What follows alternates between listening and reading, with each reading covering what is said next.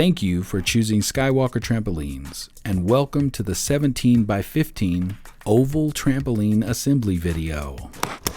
Before assembling your trampoline, make sure you have all the parts listed in the manual. We advise asking a friend to help you assemble your new trampoline. Tighten all screws required for assembly with the provided screwdriver. If available, it might be helpful to use a Phillips screwdriver or a cordless drill to tighten screws. Before we jump into it, register the product warranty for your trampoline at skywalkertrampolines.com. Alright, place all of the top tubes with T-joints and sockets on the ground. You might notice that some top tubes are labeled key number 1 and some are labeled key number 2. Organizing the top tubes will help. Once you've organized the top tubes, you should have 4 separate piles. 2 key number 1 top tubes with T-joints, 4 key number 1 top tubes with sockets, 2 key number 2 top tubes with sockets, 4 key number 2 top tubes with T-joints. Okay, now we are going to start connecting the top tubes. Grab a key number 2 top tube with a T-joint and lay it on the ground with the holes facing down. Next, grab a key number 2 top tube with a socket and connect the top tubes. Grab another key number 2 top tube with a T-joint and connect it to the top tubes.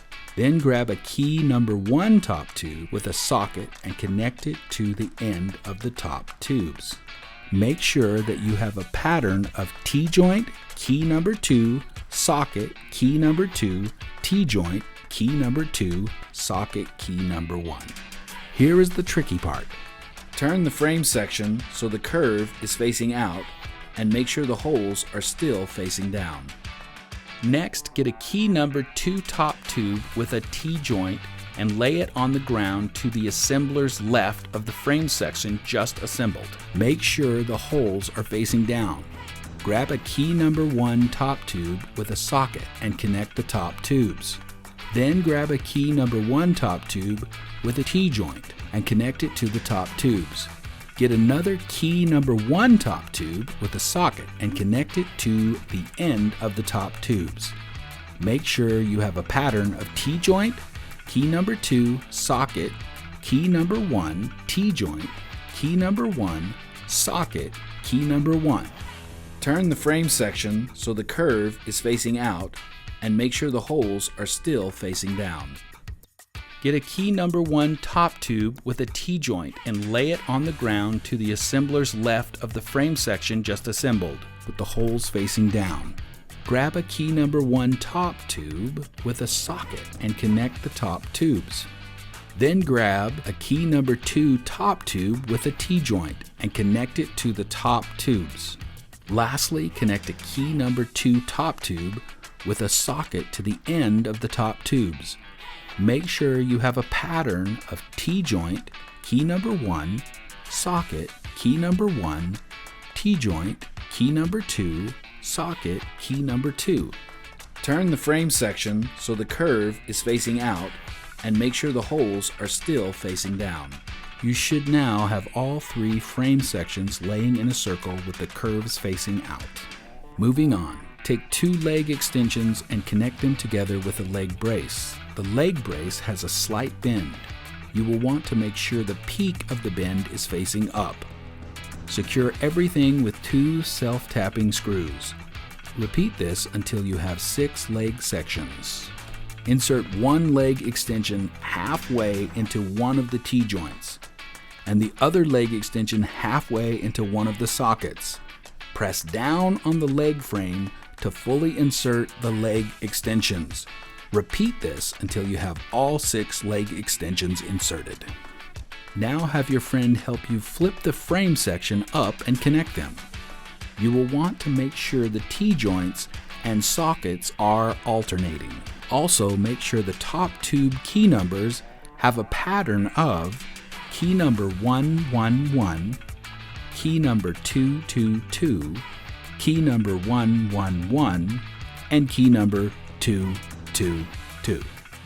If your enclosure net needs to be attached to the jump mat, place the jump mat on the ground with the warning labels facing up.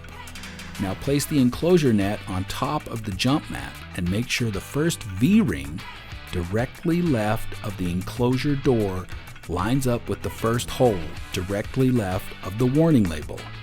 Insert the V-rings in their corresponding holes to fully attach the enclosure net to the jump mat. Take your jump mat that is attached to the enclosure net and place it on the ground inside the frame. Line up the warning labels with 2 T-joints and the enclosure door with a middle key number 2 top tube.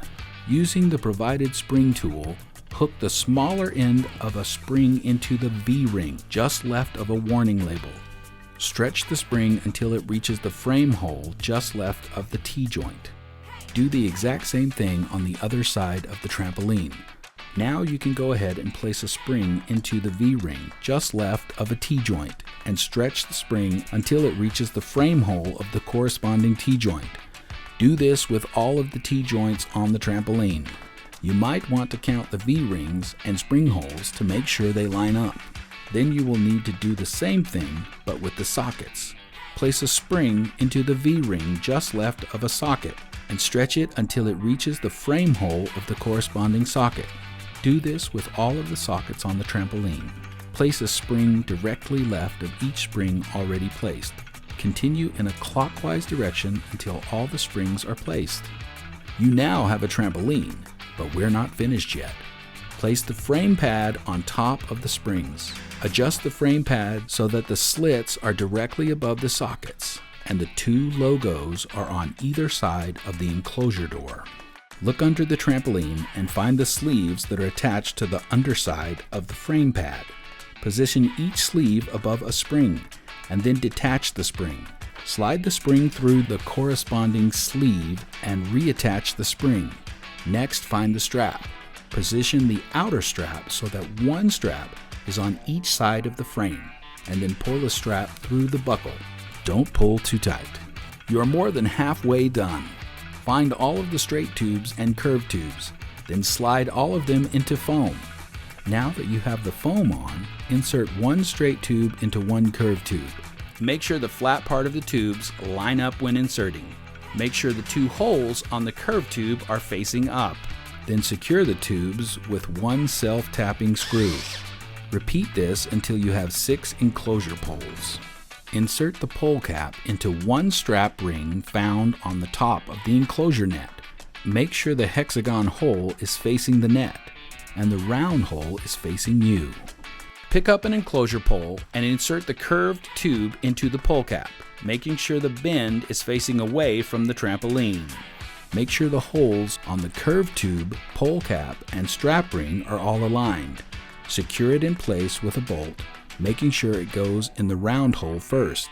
You'll need to repeat this for all the enclosure poles. Starting from the enclosure door, lift an enclosure pole and insert the straight tube into the socket. Pulling back on the enclosure pole will help. Do this with all 6 enclosure poles. Finally, insert the end caps into the bottom of all the sockets. Congratulations on completing the assembly of your Skywalker trampoline. This may not have been the easiest thing you've ever done, but we knew you could do it. For more information, please visit our website at skywalkertrampolines.com or follow us on social media.